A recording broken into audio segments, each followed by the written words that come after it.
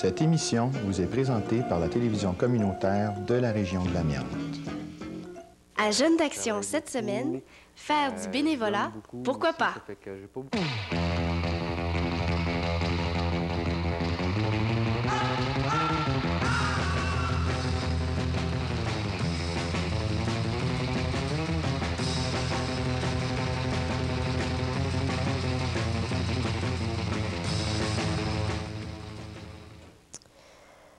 Est-ce que ça vous arrive des fois d'être seul à la maison, à pas trop savoir quoi faire, à vous tourner les pouces, bref, à vous ennuyer? Moi, ça m'arrive des fois. C'est que, voyez-vous, mon frère et ma sœur sont partis de la maison. Ça fait que je suis toute seule avec mes parents. Je m'ennuie. Mais il me semble qu'on a tellement de fun quand ils descendent me voir. On rit, on fait plein d'activités, on sort. Ouais, dans le fond, j'en ai une grande sœur et un grand frère, moi. Il y en a tellement qui n'en ont pas. Aujourd'hui, j'aborde le thème du bénévolat. L'Association des grands frères et des grandes sœurs de la région de l'Amiante est pour moi une formidable occasion de faire du bénévolat parce que ça permet à plein d'enfants de se sentir un peu moins seuls. Les personnes qui s'offrent pour être grands frères ou grandes sœurs, c'est des personnes comme vous et moi, des personnes comme Christian et Julie qui ont décidé de consacrer quelques minutes de leur temps pour alléger la solitude que peuvent ressentir certains enfants. C'est cette belle expérience-là que Christian et Julie ont tenté de nous faire découvrir. Être bénévole implique du temps et une grande dose de générosité. Depuis 1983, l'Association des grands frères et des grandes sœurs de la région de l'Amiante fait appel à des personnes de tous âges afin qu'ils s'impliquent bénévolement dans cette même association. Christian et Julie, tous deux âgés de 24 ans, ont répondu à l'appel et ils sont maintenant fiers et heureux de porter le titre de grands frères et de grandes sœurs. C'est ainsi que depuis 1 an et demi, Christian rencontre hebdomadairement son petit frère âgé de 9 ans. Quant à la petite sœur de Julie, elle n'a eu la chance de rencontrer celle-ci que depuis quelques mois seulement. Toutefois, il ne suffit parfois que de quelques minutes en compagnie de ses enfants pour illuminer leur journée. Il est plutôt rare de voir des jeunes qui s'impliquent en tant que bénévoles. C'est quoi qui t'a poussé, toi, à t'engager bénévolement dans cette association-là? Ce que je voulais faire du bénévolat, ça faisait un bout de temps que j'y pensais. Puis c'est ça, moi j'ai vu les annonces à la télévision. Puis je voyais les yeux des enfants. Il y avait full énergie, puis j'avais le goût de partager du bon temps avec eux autres. J'avais le goût de donner. Je pense avoir été choyée par la vie. Puis je voulais partager ma chance avec eux autres. Je sais pas, c'est parce que peut-être j'ai hâte d'avoir des enfants, premièrement. Puis deuxièmement, il y en a beaucoup qui ont besoin d'un plus vieux pour se faire aider, puis ces choses-là.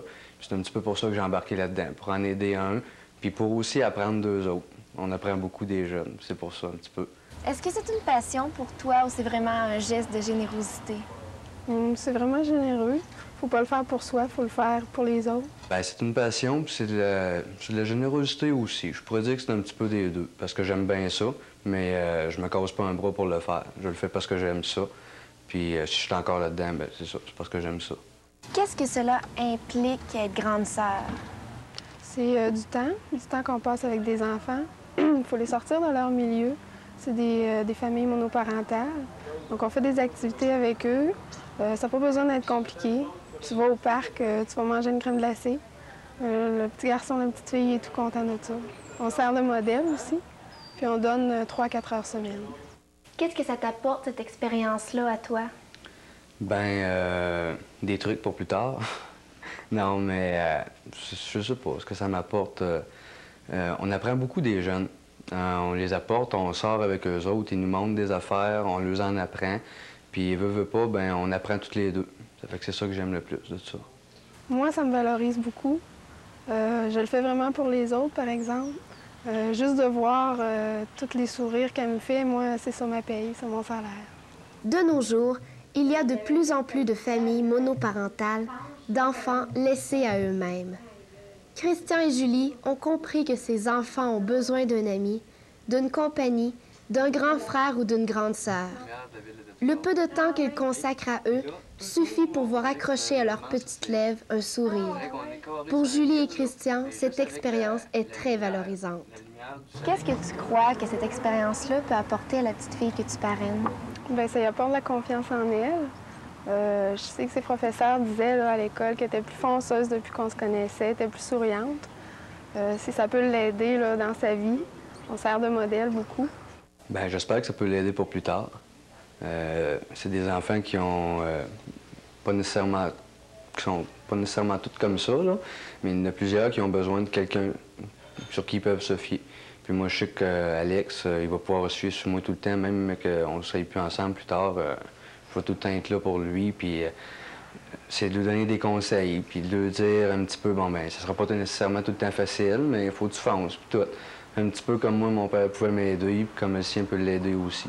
Quel genre d'activité tu fais avec Alex? Moi, je l'apporte ici, on joue au Nintendo. La semaine passée, on y a appris à jouer du drum un peu. Après ça, je l'apporte, je le sors. Moi, je fais beaucoup de moto. Fait que je le sors en moto beaucoup. On va voir différentes choses. On s'amuse pas mal. On a toutes sortes d'affaires. Cabane à sucre, ces choses-là. Oh, c'est pas compliqué, on fait n'importe quoi. Je peux l'amener avec moi à l'épicerie. L'idée, c'est pas de se compliquer la vie ni de payer cher, là. C'est sûr qu'on va aller à Valcartier, une sortie cet été. Mais on va aller pique-niquer, puis c'est merveilleux pour elle. Et tu crois que ta relation avec lui a évolué comparé au tout début? Oui, ça c'est sûr. À cette heure, ben, il a bien vu que des affaires que j'y ai dit, que c'était vrai. Fait que là, ben, il m'écoute plus, puis beaucoup de choses aussi. Hein. Est-ce que ta vision de l'expérience de parrainage a changé par rapport à l'idée que tu t'en avais faite au tout début? Je m'étais pas vraiment fait d'idée. Je m'étais dit, bon, ben, on va voir ça au fur et à mesure. Puis ça va bien depuis ce temps-là. J'ai pas de misère avec ça. Comment ton entourage, tes amis ici, ils ont réagi face à ton implication dans cette association-là? Ils ont tous trouvé que c'était une bonne idée. Ils aimeraient probablement tout ça le faire, mais je sais pas. Des fois, c'est rien qu'une claque dans le dos, une affaire de même qui peuvent le faire. Mais quand que je viens ici avec Alex, tous mes chums sont tous corrects. Ils trouvent tout ça drôle, ils trouvent tout gentil. Ça fait que c'est plaisant. Est-ce que cette expérience-là a influencé tes valeurs? Oui, la famille. C'est sûr qu'en voyant tout plein d'enfants comme ça, heureux, des fois, nos petits problèmes, là, ils deviennent bien importants. Puis en passant du temps avec les enfants, on revient aux valeurs primaires. Ça va sûrement m'aider. Mais là, de dire si ça va influencer mes valeurs ou non, je sais pas vraiment. Est-ce que cette expérience-là a contribué à laisser tomber certains préjugés que tu avais peut-être avant face aux familles monoparentales? Parce qu'on voit que la plupart du temps, ceux qui ont besoin d'un grand frère ou d'une grande sœur, c'est parce que ses parents sont divorcés. Est-ce que tu crois que ça a laissé tomber certains préjugés?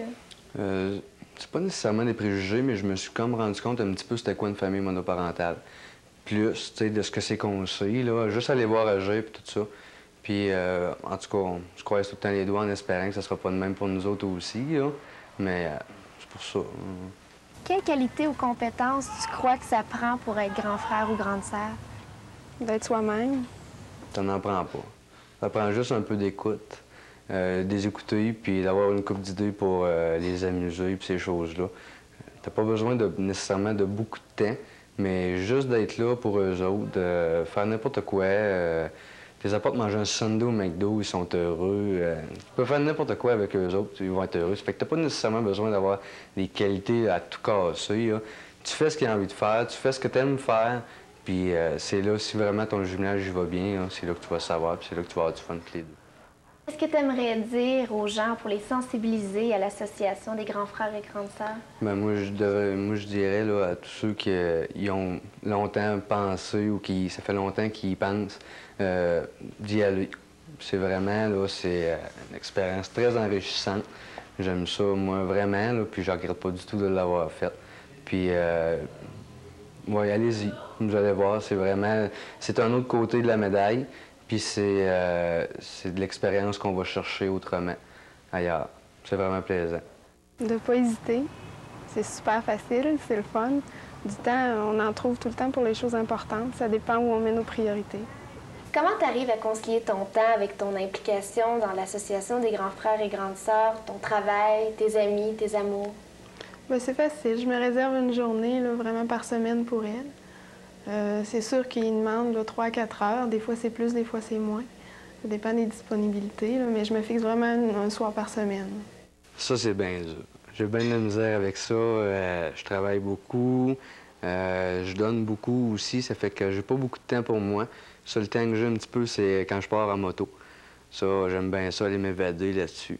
Mais j'essaie d'en donner un petit peu avec Alex. Il y a des fois que je peux pas le voir beaucoup. Parce que soit on fait de la rénovation, des choses comme ça, des affaires où c'est qu'il peut pas être là. Ça fait que là, ça, c'est plus dur de le voir un petit peu dans ce temps-là. Mais c'est ça, j'aurais besoin des journées, des semaines de 8 ou 9 jours pour tout faire ce que je veux faire. Quels sont tes projets d'avenir à toi? Je continue de travailler. Je vais faire plus de bénévolat encore. Peut-être avec les personnes âgées ou les enfants malades. Oh, c'est pas compliqué. Je veux travailler, avoir ma famille, être bien. Moi, tout ce qui compte, c'est être bien. Je veux pas rien de compliqué, puis je veux garder mes amis. On a une gang super, ça fait que rester comme ça, c'est ça. Comment tu te vois, toi, dans 10 ans? Ou si tu te vois pas, ce serait quoi ton idéal, toi, dans 10 ou 15 ans d'ici? Ah, 10 ans, marié avec 4 enfants. Ça, j'aimerais bien ça. J'adore les enfants. Pas là de ça, un gros Harley Davidson, ça serait mon rêve. Non, mais c'est ça. Je dis un peu des niaiseries, là, mais c'est ça que j'aimerais avoir pareil. Là. Mon idéal, c'est vraiment m'accomplir, faire ce que j'aime, puis le restant, c'est la vie qui va me le donner. Est-ce que tu as d'autres passions, toi, à part le bénévolat? Oui, je fais de la danse. Ça fait 19 ans. C'est une école de danse là, à Disraeli. Puis c'est ça. La nature. Tout ce qui touche la nature. L'année passée, j'ai combiné les deux. Je suis allé faire le tour de Gaspésie en moto. Fait que ça a été une semaine formidable. La nature, la moto. Puis c'est ça. C'est pas mal mes deux plus grandes passions. Si tu pouvais, en claquant des doigts, recommencer ta vie à zéro, est-ce que tu modifierais quelque chose? Puis si oui, qu'est-ce que tu modifierais? Non, je pense que je modifierais rien. Parce que on a tout ce qui nous arrive, ça nous aide à surpasser puis à apprendre des nouvelles choses. Ça fait que quand même que je voudrais recommencer, il m'arriverait d'autres choses. Non, je recommencerai pas. Tout est bien correct. Je pense que je dépenserais moins à certains moments de ma vie. C'est tout. Pour finir, trouves-tu que les jeunes ont assez de place dans la société aujourd'hui? Ils n'ont pas beaucoup de place. Ça a changé beaucoup comparativement à quand nous autres, on était jeunes, puis quand mon frère était jeune. Ils sont laissés plus à eux-mêmes, puis ça, je trouve ça de valeur. Ils n'ont pas beaucoup de place, puis ils ont beaucoup une image de marque aussi qui lui colle à la peau là, à cause de certains préjugés et des choses comme ça. Puis ça va être dur pour eux autres. Mais nous autres, on avait nos problèmes. Eux autres, ils vont avoir les leurs, puis ils vont s'en sortir. Non. Non, c'est sûr que les jeunes, ils ont beaucoup de potentiel. Puis il y en a qui manquent juste un petit coup de pouce pour l'exploiter. Souvent, on pense que la politique, c'est réservé qu'aux adultes. Bien, laissez-moi vous dire que c'est complètement faux. S'impliquer politiquement, c'est très important, comme dirait notre deuxième invitée de cette semaine, Isabelle Lessard. Faire du bénévolat, c'est pas seulement faire partie de l'association des grands frères et des grandes sœurs. Le bénévolat peut prendre différentes formes et pour Isabelle, c'est de consacrer quelques minutes, ou plutôt quelques et même plusieurs heures à tout ce qui a trait à la politique, plus concrètement au Parti québécois. J'ai appris beaucoup de choses en m'entretenant avec Isabelle. Peut-être que vous aussi, vous en apprendrez énormément. Peut-être même que vous serez davantage sensible à la vie politique qui nous entoure. Parfois, être bénévole ne requiert qu'1 ou 2 heures par semaine. Pour Isabelle, par contre, son bénévolat passe avant bien d'autres loisirs. En plus d'aller à l'école, Isabelle est représentante jeune du Parti québécois, représentante jeune du Bloc québécois, secrétaire du Conseil régional jeune de Chaudière-Appalaches et aussi responsable des jeunes souverainistes. Cela doit certainement impliquer une bonne vingtaine d'heures minimum. C'est bien simple, la politique, elle en mange. Puis pour toi, la politique, c'est vraiment une passion, n'est-ce pas? Oui, beaucoup, il faut. Pourquoi c'est une passion pour toi? Oh mon Dieu, parce que je crois d'abord en quoi je travaille, pourquoi je travaille, la souveraineté du Québec, j'y crois dur comme fer. Donc, ça me dérange pas de donner mon temps et puis mes énergies. Est-ce que c'est quelque chose de familial pour toi ou c'est vraiment toi, là, tout seul, qui a décidé de t'intéresser autant à la politique? J'avoue que mon père m'a initié un petit peu là, quand j'étais toute jeune, mais depuis là, cet automne, là, c'est vraiment moi qui ai choisi de plus m'impliquer là-dedans. Est-ce que ça fait longtemps que tu t'intéresses à la politique comme ça? Bon, comme je disais, c'est un peu mon père. J'avais à peu près 8 ans quand j'ai demandé de m'expliquer la politique. J'ai rien compris, mais ça a été vraiment comme en 93, les premières élections du Bloc, avant que là, je m'intéresse de plus en plus à la politique, jusqu'à aujourd'hui, où je suis impliquée dans plein milieu. Il est quand même rare de voir des jeunes qui s'impliquent bénévolement à ton âge, 19 ans, au sein d'un parti ou de plusieurs partis. Qu'est-ce qui t'a poussé à t'impliquer là-dedans?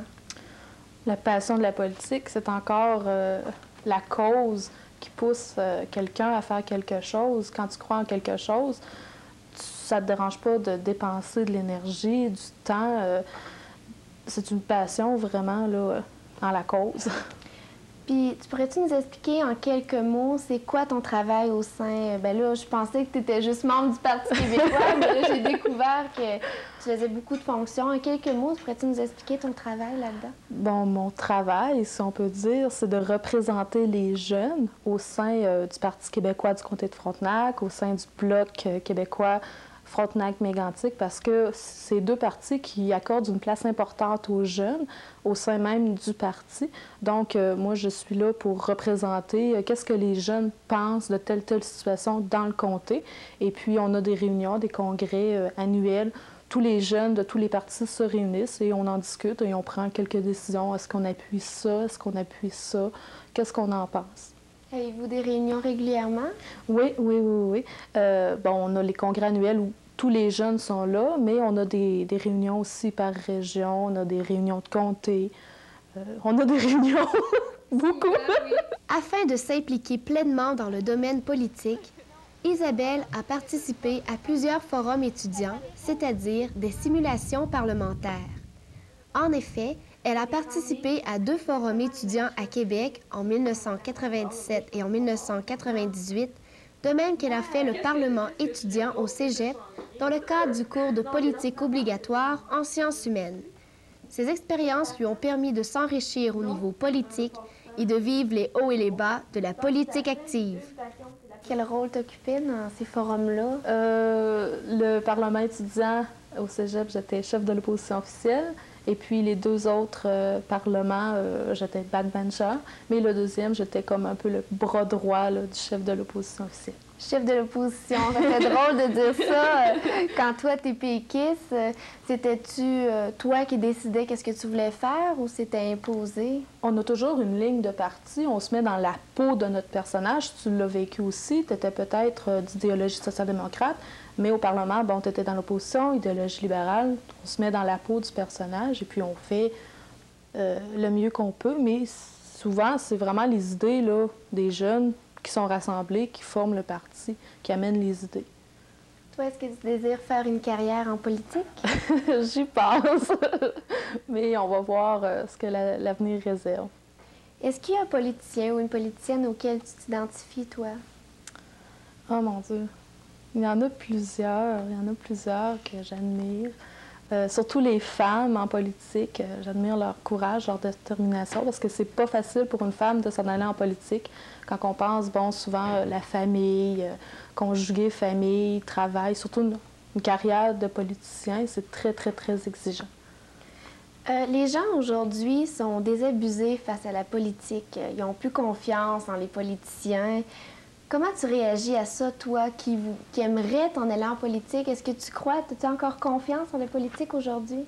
Oui, mon père me traite d'idéaliste, mais je pense que j'ai confiance encore en la politique. C'est sûr qu'il y a des ratés, comme dans tous les domaines, mais comme tout le monde, j'espère pouvoir améliorer, si un jour je me lance en politique, le système et la politique là, Québec. Quand vient le temps des élections, c'est pas nouveau, tout le monde le sait, les politiciens nous en mettent plein les yeux. Nous aurions plutôt tendance à croire, dans ces moments, que la politique est un monde de mensonges. Devant cette réflexion, qu'en pense Isabelle? selon moi, c'est pas un monde de mensonges. C'est plus du charme. C'est un monde de charme. Les politiciens charment les gens avec leurs idées, avec leur image aussi. C'est pas... ils exercent un charisme sur les gens. Ça m'attire parce que, bon, je pense que je pourrais changer des choses, améliorer des choses au Québec. Comment arrives-tu à concilier ta passion pour la politique avec le reste, tes études, tes amis, tes amours? Comment tu arrives à partager ton temps avec ça?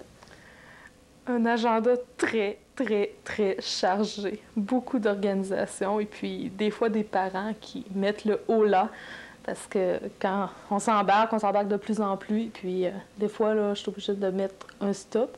Bien sûr, pas à mes études parce que c'est quand même ça le plus important pour moi. Mais d'habitude, ça rentre tout dans mon agenda.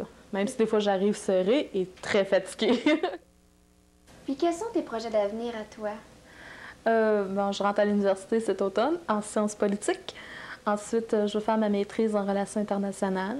Je vais faire un petit peu j'aimerais ça faire de la diplomatie. Et puis, ultérieurement, peut-être faire de la politique active, un de ces quatre. Comment tu te vois dans 10 ans ou 10-15 ans d'ici, toi?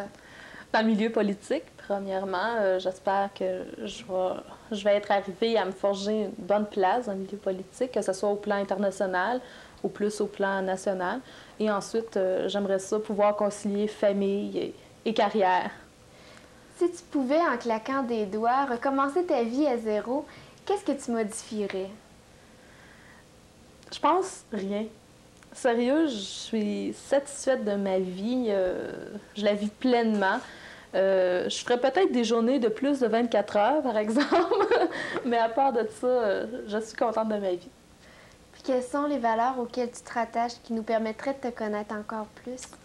Je pense que l'amitié, c'est une valeur importante pour moi. La famille aussi, le respect des autres.